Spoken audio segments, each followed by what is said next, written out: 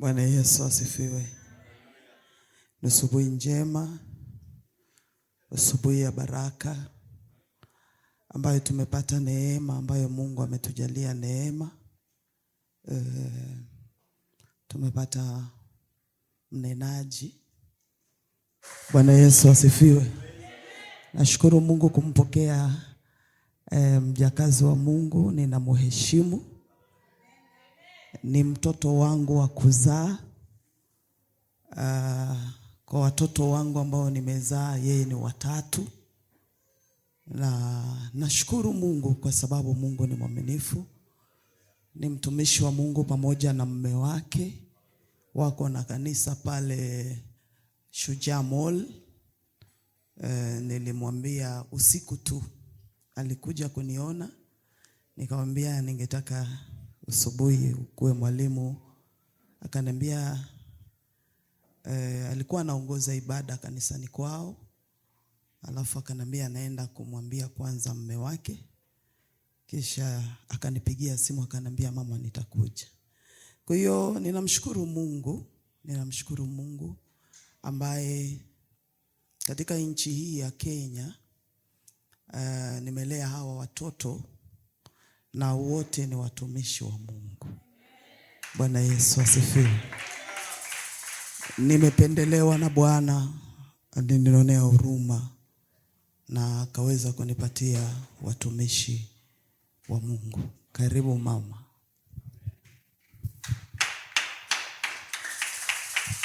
Amen. Hallelujah. Praise God. Praise Jesus. I'm so humble and honored to stand here in the presence of the Lord. I felt the presence of God once I entered in this place. Nikasikia upako wa Mungu mahali hapa. It has been long, lakini ni neema. Amen. Nashukuru mchungaji kuniheshimu, kunipatia kusimama kwa madhabahu. Si jambo la kawaida. Hata kama I'm your daughter, but I know this is a big respect kuniruhusu kusimama hapa. Ni wengi wanatamani kupewa nafasi hii, lakini kunipea nafasi hii na feel kuheshimika. Asante ma'am. Nashukuru sana pamoja na baraza ya kanisa kuniruhusu kusimama hapa. Amen. You may be seated in the presence of the Lord. Amen.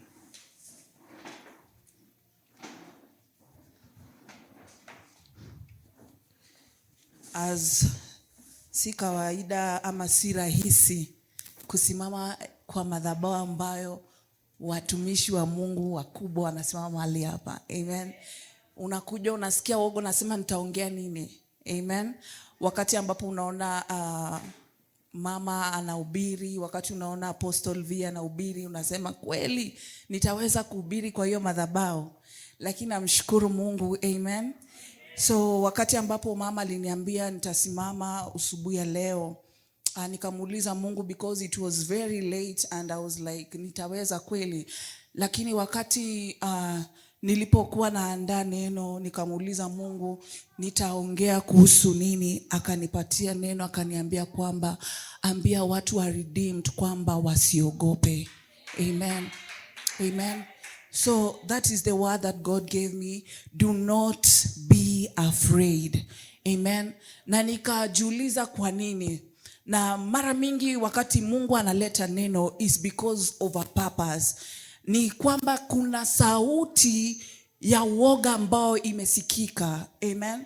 Kwamba kuna watu wanajiuliza maswali mengi. Je, nitaweza? Je, nitafikia hili lengo? Lakini asubuhi ya leo Bwana anasema usiogope. Amen. Usiogope, kwa maana yale ambayo unayatayarisha ama yale ambayo unayahitaji Bwana anaenda kuyatimiza katika maisha yako.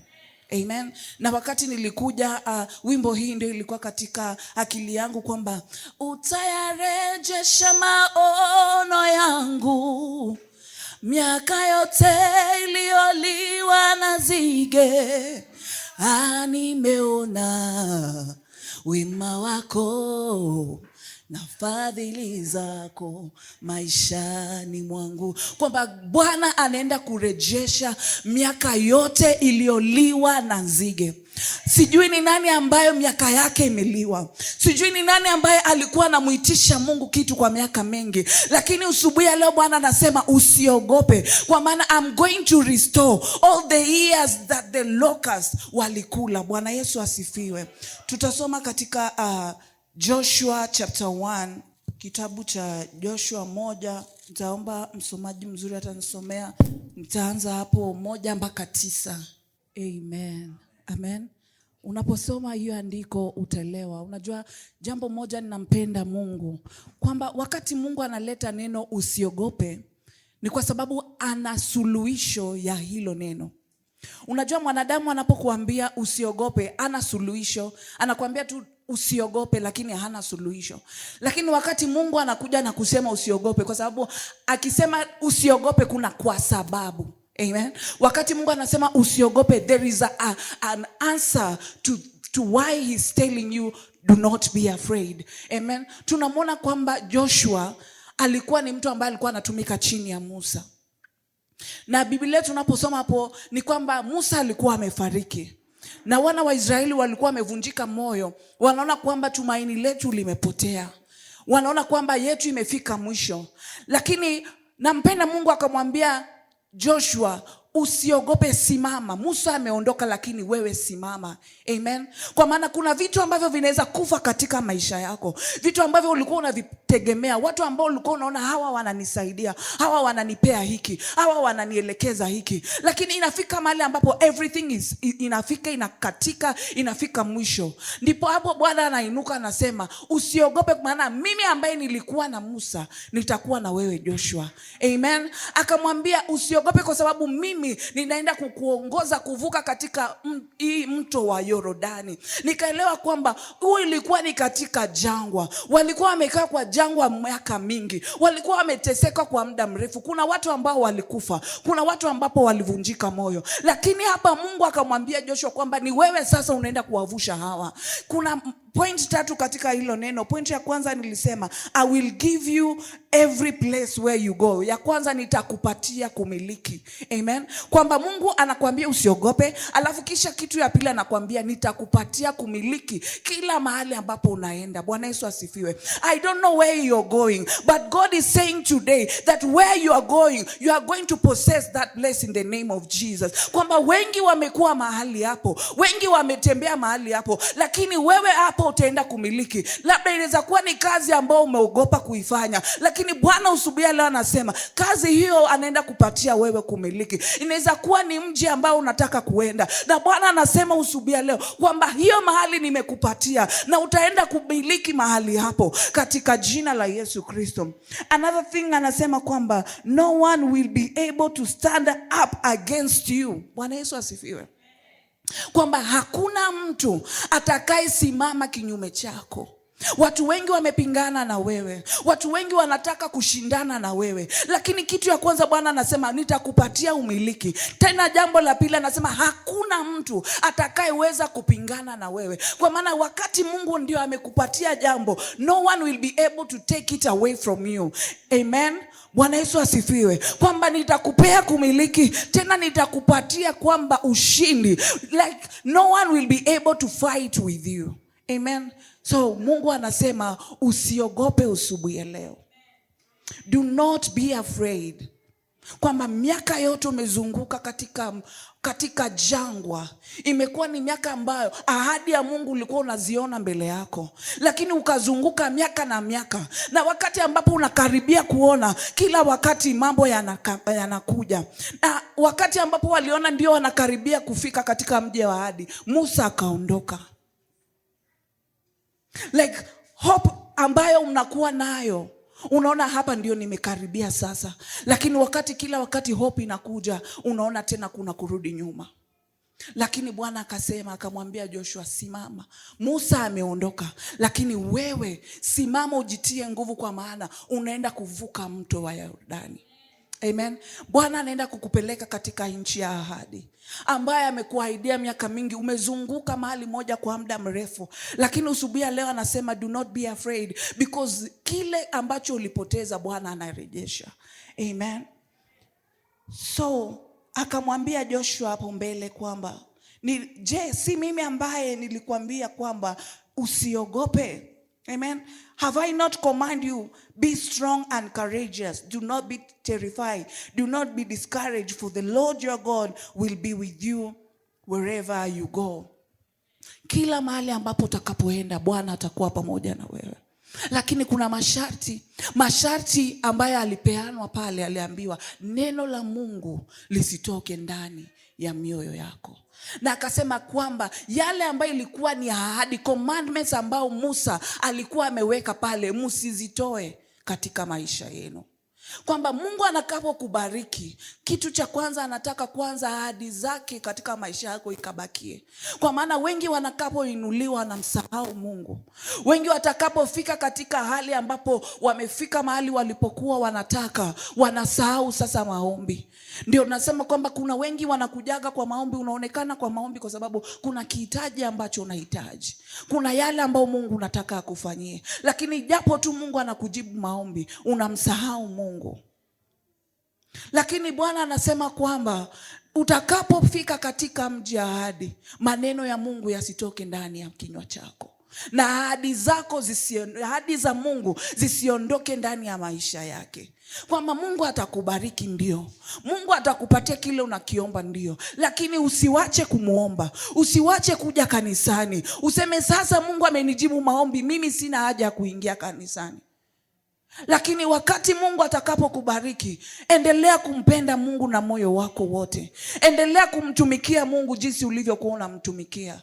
Kwa sababu ahadi za Mungu zinakuja, lakini zinapokuja zinahitaji uzikamilishe katika maombi. Kila ambacho Mungu amekupatia lazima ukistahimilishe ndani ya Mungu. Amen. Hawezi hitaji mambo ya Mungu alafu useme kwamba utaendelea maisha yako. Wakati utakapoendelea na kujisahau, vitu hivyo vitakatika. Lakini Mungu atakapokubariki na kazi, endelea na Mungu. Endelea na kazi ya Mungu. Endelea kujitoa kwa Mungu. Usijitoe kuja kanisani sana kwa sababu kuna kihitaji ambacho unahitaji. Usikuja asubuhi mapema hapa kwa sababu kuna yale unahitaji. Ndoa yako ikarudishwe. Unahitaji Mungu akafungue biashara yako. Lakini Bwana anasema usiogope, ndoa yako nitairekebisha. Bwana anasema usiogope, kazi yako nitaifanya kuwa bora. Lakini kuna ahadi na kuna yale ambayo Mungu anataka uyafanye ili ukaweze kustahimili katika hiyo baraka, ni ukatembee katika mapenzi ya Mungu. Amen. Wakati ambapo tunasema kuhusu kuogopa, tunamwona Maria ambaye aliweza kumzaa Yesu. Amen. Ukisoma Luka 1:26, tutasoma Luka. Amen. Hapo nilikuwa tunataka tufike hapo kwa wakati Gabriel alikuja kupeana ujumbe kwa Maria. Wakati ujumbe ilipokuja, Maria alikuwa na uoga. Alikuwa anaogopa kwa sababu alishindwa hii ni salamu ya aina gani. Kwamba amesalimwa, ameambiwa kwamba umejawa neema kuliko wanawake wote. Sio kwamba hakukuwa na wanawake. Sio kwamba hakukuwa na virgins. Kulikuwa na wale ambao walikuwa ni virgins. Lakini ni neema ya Mungu tu ilikuwa imemwangukia. Najua kuna wengine watajiuliza andiko hili linahusiana aje na somo ya leo. Ni kwamba malaika alipomtokea Maria akamwambia kwamba usiogope kwa maana umejawa na neema. Na ujauzito wako ambao umepata ni ujauzito ambao imekuwa na Roho Mtakatifu. You know what I love is that ilinipea moyo kwamba kitu ambayo inaonekana it is impossible to people inakuwa possible to God. Because I know in our mind unajiuliza hiki kitu kitafanyikaje. Amen. I know kuna zile situation uko nayo ambayo unasema hakuna mtu anaweza kuweza hili. Hakuna mtu anaweza kunitoa hapa. Na labda hata umeshaona mwangaza lakini bado hauamini. Lakini malaika akamwambia usiogope. Amen.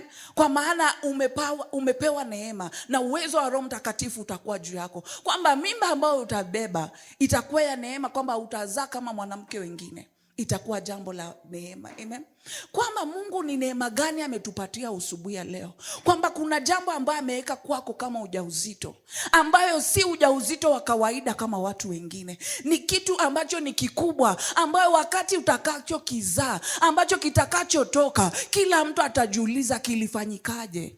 Bwana Yesu asifiwe. It is something that you have been longing for, ambayo wakati itatendeka watu watasema how. It was not possible for Mary to conceive, kwa sababu hakukuwa amekutana na Joseph. Lakini ni kwa neema ya Mungu ambaye alimwezesha. Kwamba yale mambo ambayo Mungu anaenda kufanya katika maisha yako, watu watajiuliza ilifanyikaje. Bwana Yesu asifiwe. Ni jambo ambalo people will ask, imefanyika aje? Kitu ambacho kitazalika kwako kitakuwa kitu tofauti. Bwana Yesu asifiwe. Ndio maana usubuhi leo Bwana anasema do not be afraid, because what I am giving you is special. Kama watu wengine walianza vitu ni kawaida, lakini yako itakuwa ni kitu kikubwa. Yako itakuwa kitu ambayo itashangaza watu. Bwana Yesu asifiwe. Itakuwa kitu ambacho watu hawataelewa imefanyikaje. Bwana Yesu asifiwe. I can feel the presence of the Lord. Na Bwana anasema kwamba usiogope. Kile ambacho ninaenda kukupatia ni kikubwa. Amen. Lakini anaona kwamba kuna kiwoga ambacho kimekuja. Unasema je, itafanyikaje? Je, itakuwa? Je, itakuwaje? Lakini ninakupatia uhakikisho kwamba usiogope, kwa maana Mungu amefanya. Usiogope kwa sababu Bwana amefungua. Sio mwanadamu, ni Mungu. Sio mwanadamu. Malaika ndio alimkujia Maria, si mtu yoyote. Akamwambia Bwana amekuonea huruma. Bwana Yesu asifiwe. Kama yule mwanaume ambaye alikuwa katika kisima cha Besaida, alikaa kwa miaka mrefu, lakini Bwana alipomtokea, watu wengi walikuwa wanangojea kupelekwa, lakini wakati Bwana alimuonea huruma, alikuja mwenyewe akamwambia simama na ukaondoke. Amen. Kwamba umekaa mahali hapo mahali mrefu, umekaa kwa muda mrefu, lakini sio mtu yoyote atakutoa, ni mkono wa Mungu. You are too special. Kwamba Mungu akavaa mwili, anakuja mwenyewe kukuondoa. Haleluya. Anakuja mwenyewe kukutia nguvu, anakuja mwenyewe kukutoa katika situation hiyo. Jambo tu alimuuliza, akasema unataka nikutendee nini? Wakati Bwana atakuuliza unataka nikufanyie nini, usipatiane masababu ya kusema sikukuwa na mtu. Usipeane masababu, watu walikuwa wananiona miaka mingi. Lakini haijalishi ni miaka ngapi umepoteza. Hii miaka 38 ilikuwa mrefu kwa mwanaume kukaa hiyo. Wengine walikuwa wameendelea, wengine walikuwa wamejenga manyumba, wengine walikuwa wamefanya mambo mengi. Lakini wakati Bwana alikutana na mwanaume hiyo, maisha yake yalibadilika. Inaweza kuwa umekaa miaka mingi, lakini wakati huu Bwana atafanya tofauti, na baraka yako itakuwa tofauti ya wale ambao walitangulia. Kutangulia sio kufika, lakini baraka yako imekuja, na Bwana anasema usiogope, kwa maana miaka iliyoliwa na nzige Bwana anairejesha tena, atairejesha kwa hali iliyokuu. Amen. Amen. Kuna yule ambaye anajiuliza, nimepewa responsibility. Hii responsibility nitaweza? Kama vile Joshua alikuwa anajiuliza, je, mimi nitaweza kuwabeba hawa watu? Kuna responsibility. Kuna mtu ambaye anajiuliza, nitawezaje kuongoza hawa watu? Nitawezaje kufanya hili jambo? Lakini usubuhi ya leo ninakuambia kwamba jitie nguvu, kwa maana Mungu atakuwezesha. Aliyokuwa na Musa atakuwa pia na wewe, na atakuongoza watu wake. Sijui ninaambia nani hivi, lakini wakati nilipokuja mahali hapa nilisikia ujumbe ya watu wawili, kwamba kuna mtu ambaye ana uongozi mkubwa ambaye amepewa, na anajiuliza hii uongozi, je, nitaiweza? Ili jambo, je, nitaweza kulifanya? Je, hawa watu nitaweza kuwaweza? Lakini Mungu atakufanya tofauti, na utafanya jambo tofauti kuliko vile Musa alivyofanya. Kwamba usivunjike moyo. Kile kitu ambacho ama responsibility ambayo umeenda kupatiwa, utaweza kuifanya, na utaweza kufanya zaidi, kwa maana Mungu atakuwa pamoja na wewe. Amen.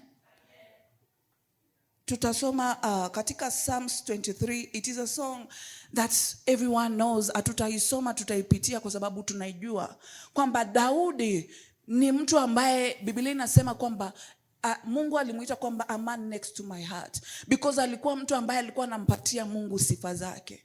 Amen. Na every time ninapenda hili jambo kwamba tukue watu wa kumsifu na kumwabudu Mungu in every circumstances. Daudi alijua kwamba haipaswi kuogopa, na ndio maana katika Psalms chapter 23 verse 1 to 4, Daudi anasema, though I walk through the valleys of the shadows of death, I will fear no evil. Ushajiona mtu anajiweka kwa mkutano mwenyewe, ye mwenyewe anasema kwamba alijua kwamba nina hofu, akasema japo ninapoogopa. Kwa sababu mtu anaposema japo, maana yake alikuwa na uoga, kama vile asubuhi leo uko na uoga. Lakini kwamba Daudi alijitambua akasema, though I walk through the valleys of the shadows of death, I will not fear, because I know God is with me. Amen. Nitapita katika bonde la uvuli wa mauti, lakini sitaogopa, kwa maana Bwana yuko pamoja na mimi. Amen. Lakini atubakiagi katika bonde. Unapopita katika bonde, hauko hapo kukaa, uko katika kupita. Ndio maana anasema nijapopita, si nijapokaa. Bonde hiyo uko unapita. Amen. Ndio maana usiogope usubuhi leo katika bonde hiyo. Wakati Joshua alikuwa anavuka kufika katika mji wa ahadi, alipita katika hali ya ukame ili kuingia katika ahadi yake. Amen. Unaweza kuwa unaona sasa vitu ndo zimekuwa ngumu sasa. Mimi nimepatiwa kwamba nitabarikiwa, nitainuliwa, lakini mambo yamekuwa magumu. Na ndio maana kila wakati tunakumbushwa kwamba gold wakati inataka kung'aa lazima ipite katika moto, and all of that as we know about it. Hiyo moto uko ndani ni kwa sababu unatoka sasa. Amen. You are coming out in the name of Jesus. You are coming out in the name of Jesus. You are coming out in the name of Jesus. Umekaa katika bonde lakini unapita katika jina la Yesu Kristo. Maana kuna meza ambayo imeandaliwa mbele yako. Sio meza ndogo, lakini ni meza kubwa. Umekaa kwa miaka mingi, Mungu akikuandalia meza kubwa. Amen. Kuna watu wana watu wadogo tu, lakini wewe Mungu amekuandalia meza kubwa, kwa maana imekuwa ni miaka mingi na Mungu ameprepare a table before you katika macho ya adui. Wale ambao walisema hautaweza, wale ambao walisema hautainuka, wale ambao walisema hautasafiri, wale ambao walisema hautaolewa, wale ambao walisema ndoa yako itavunjika, ndio Bwana anaandaa mbele yao kuona ukuu wa Mungu katika maisha yao. Amen. Anasema japo nijapopita katika bonde la uvuli wa mauti, sitaogopa, kwa maana Bwana yuko na mimi. As long unakujaga kanisani, unalishwa neno, uko katika majani mabichi, hautakauka. Wengine wanakauka, lakini wewe hautakauka, kwa maana usubuhi na mchana unatafakari ukuu wa Mungu. Uko katika presence za Mungu, na wakati uko katika bonde, maji yako haikauki, kwa maana unalishwa neno, unakunywa damu ya Yesu na mwili wa Yesu. Anakupa nguvu usiku na mchana, hautanyauka. Amen. Lakini unatoka katika hiyo hali. Daudi tena hapo Psalms chapter 27 anasema nini? The Lord is my light and my salvation. Whom shall I fear? The Lord is the stronghold of my life. Whom shall I be afraid? When evil men advance against me to devour my flesh, when my enemies and my foes attack me, they will stumble and fall. Though an army besiege me, my heart will not fear. Though war break out against me, even then will I be confident. Amen. Bwana ni nuru yako na wokovu wako. Tumuogope nani? Do you know, wakati ambapo baraka zitakapokuja katika maisha yako, ndipo vita zitakapoinuka. Lakini Daudi anasema kwamba Bwana ni nuru yangu na wokovu wangu, nimwogope nani? The Lord is stronghold of my life. Whom shall I be afraid?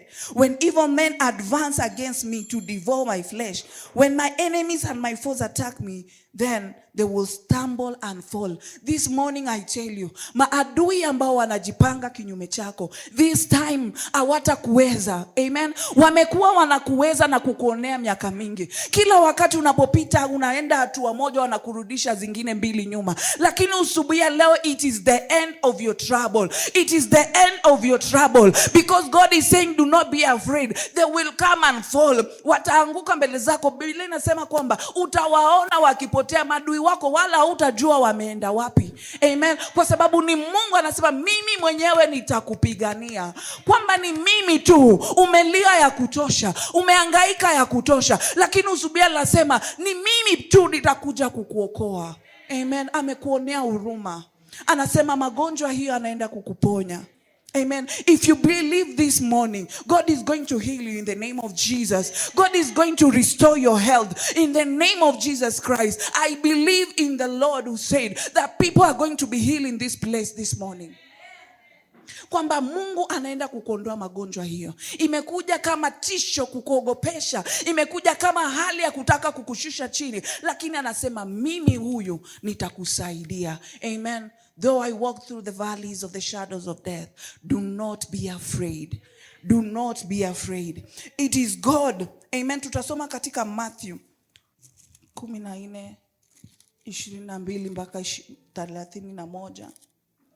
Biblia inasema immediately Jesus made the disciple get into the boat and go on ahead of him to the other side while he dismissed the crowd. After he had dismissed them, he went up on a mountain by himself to pray. When evening came, he was there alone, but the boat was already a considerable distance from land, buffeted by the waves because the wind was against it. During the fourth watch of the night, Jesus went out to them, walking on the lake. When the disciples saw him walk on the lake, they were terrified. It is a ghost, they said, and cried out in fear. But Jesus immediately said to them, take courage, it is I. Don't be afraid. Hallelujah. Amen. I love this word. Kwamba wakati wanafunzi wa Yesu walipomuona Yesu akitembea juu ya maji, wakaona ni kama vile mzimu. Walipokuwa wanamuona Mungu ama Yesu akitembea, wakajiuliza huyu ni nani? Lakini Bwana akasema usiogope, ni mimi. Amen. Kuna yale ambayo unayaona kwa maisha yako, unajiuliza maswali. Kuna yale ambao umeona unasema je, hii ni mimi? Najua kuna baraka zingine zinakujaga unajiuliza ni mizimu ama ni mimi naona. Lakini Bwana anasema usiogope, ni mimi. Amen.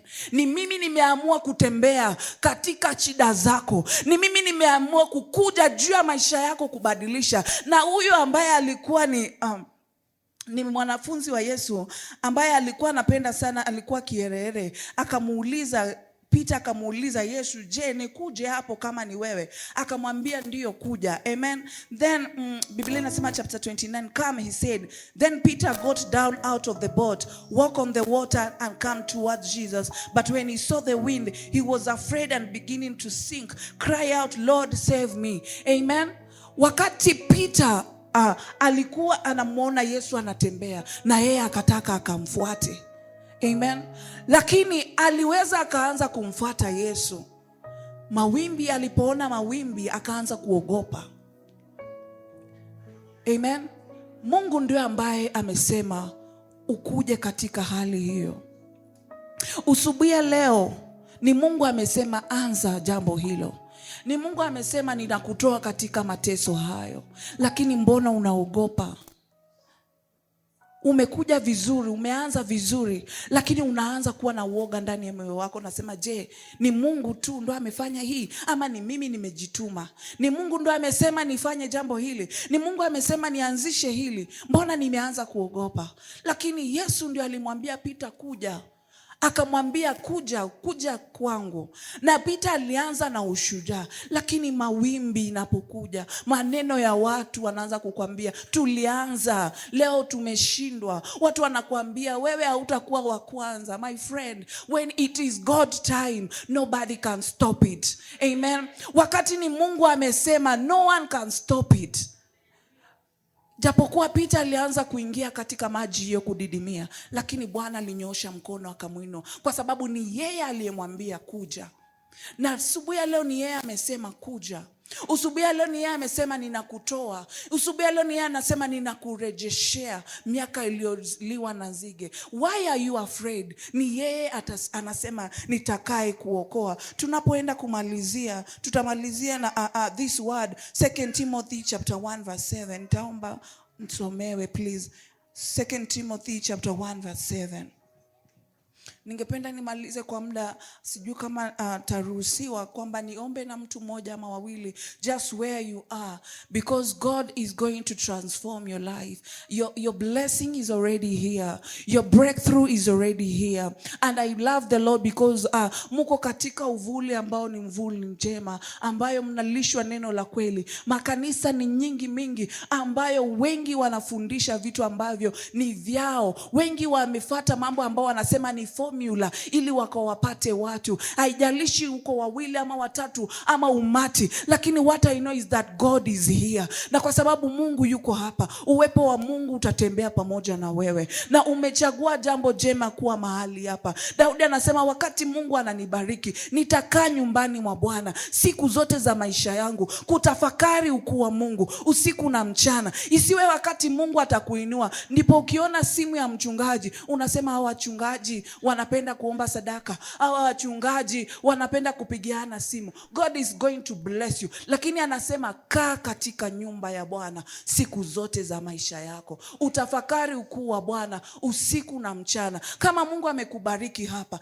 kaa mahali hapo na uendelee kukuza baraka hii. Unapotoka mapema unakawiza, labda Mungu alikuwa amekupatia tu uonjesho ya baraka, hakukuwa bado amemalizana na wewe, lakini umepatiwa tu 10,000, ushatoka kwa uwepo wa Mungu. Umepewa tu 50,000, ushatoka kwa uwepo wa Mungu. Lakini wakati Mungu anakubariki, baki katika uwepo wa Mungu. Amen. Amen. Bwana hajatupatia roho ya woga, lakini ametupatia roho ya kuwa wana. Na anasema atakapokubariki ukashuhudie ukuu wa Mungu. Usiogope kutoa ushuhuda kwamba miaka mingi niliteseka lakini Mungu ameniinua. Nilikuwa na ugonjwa hili lakini Mungu akaniponya. Bwana atakuponya, lakini kashuhudie ili ukuu wake ukaonekane. Amen. Bwana atakutoa mahali hapo, lakini shuhudia ili wengine wakaone ukuu wa Mungu. Amen. Sijui kama kuna mtu ambaye anapiga keyboard, ataweza kupigia wimbo hii tunapoenda kuomba. Amen. Tunaenda kuomba na sitaki kuongeza wala kupunguza kwa ile ambalo nimesema, lakini Bwana tu asubuhi leo amesema kwamba usiogope, kwa maana mimi Mungu nitakusaidia. Amekusaidia mwenyewe. Wanadamu walikuwa wanakuona wanapita, wanadamu walikuwa wanasema huyu hatatoka hapa, huyu hawezi, lakini yeye mwenyewe amekuonea huruma na anakutoa mahali hapo na anasema usiogope. Amen.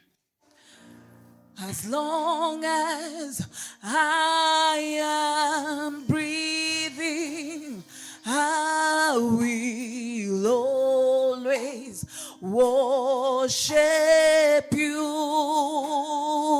you, and I will not be silent. I will always worship you.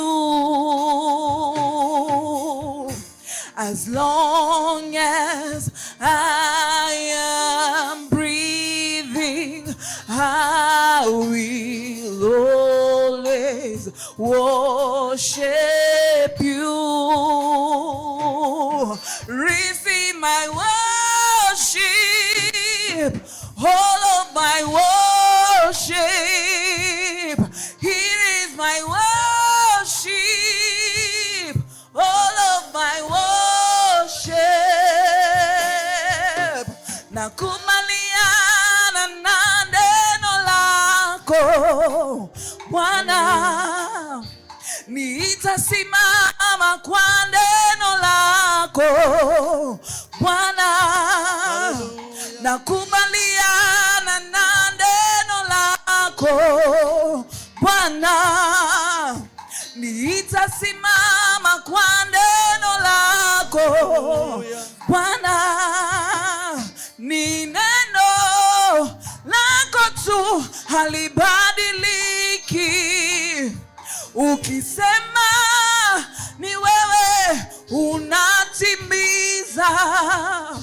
nakubaliana na neno lako Bwana, nitasimama kwa neno lako Bwana, nakubaliana na neno lako Bwana, nitasimama kwa neno lako Bwana, nakubaliana na neno lako Bwana, nitasimama kwa neno lako Bwana, nakubaliana na neno lako Bwana, nitasimama kwa neno lako Bwana, nakubaliana na neno Bwana, nitasimama kwa neno lako Bwana. Ni neno lako tu halibadiliki, ni neno lako tu halibadiliki, akisema ni yeye anatimiza. Nakubaliana na neno lako Bwana, nitasimama kwa neno lako, nakubaliana neno lako, nitasimama kwa neno lako Bwana, nakubaliana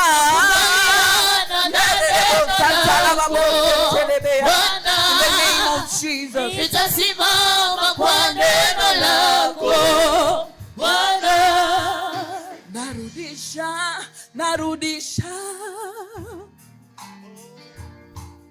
Narudisha kwa jina la Yesu, narudisha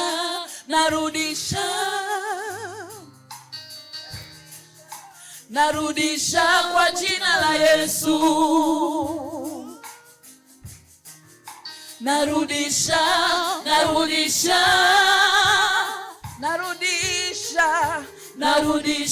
kwa jina la Yesu, iliyoliwa na nzige, narudisha miaka yote iliyoliwa na nzige, narudisha kwa jina la Yesu, furaha yako iliyoliwa na nzige, narudisha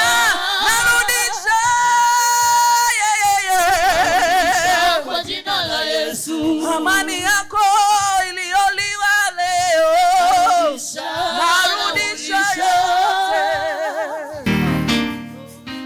narudisha kwa jina la Yesu. Just lift up your hands as we pray. Kama kuna mahali ambapo unasikia unagonjwa, guza mahali hapo. Mahali ambapo unaumwa, guza mahali hapo, maana Mungu anaenda kukuponya. Kile ambacho unahitaji, ambia Bwana asante. In the name of Jesus, I'm just going to say a short prayer, and I believe God is going to meet you wherever you are. Katika jina la Yesu. Bwana nakushukuru. Ninasema asante kwa nafasi hii ambayo umenipatia asubuhi ya leo kusimama katika madhabahu haya. Sichukulii jambo la kawaida, bali ninasema asante kwa maana ulikuwa na lengo ya mtu mmoja kumponya. Ulikuwa na lengo ya mtu mmoja kurejesha. Ulikuwa na mtu wa lengo moja kusikia habari hii kwamba Mungu umemkumbuka, kwamba Bwana asiogope kwa maana umeenda kumtoa katika jangwa na kumpeleka katika nchi ya ahadi. Asante Bwana kwa maana huyu ambao ni mgonjwa, I pray that receive healing in the name of Jesus. Receive healing in the name of Jesus. Receive healing in the name of Jesus. Healing is your portion in the name of Jesus. That is not your place. That is not your place. In the name of Jesus Christ. Pokea uponyaji, pokea kufunguliwa, pokea kuinuliwa, pokea kuwekwa huru katika jina la Yesu. Katika jina la Yesu, minyororo inafunguliwa, kamba zimeondolewa. Bwana amekuweka huru, Bwana amekukumbuka, Bwana amekukumbuka. Parabosa talababoseke, ya talababosantaya. You are free in the name of Jesus. Jesus. You are free in the name of Jesus. You are free in the name of Jesus. You are free in the name of Jesus. Hallelujah. Thank you, Jesus. Inua tu mikono yako juu. Bwana amezungumza, usiogope. Ndiyo, kuna sauti nyingi za kuogopesha. Kuna sauti za kukatisha tamaa. Lakini asubuhi ya leo Bwana amezungumza, usiogope.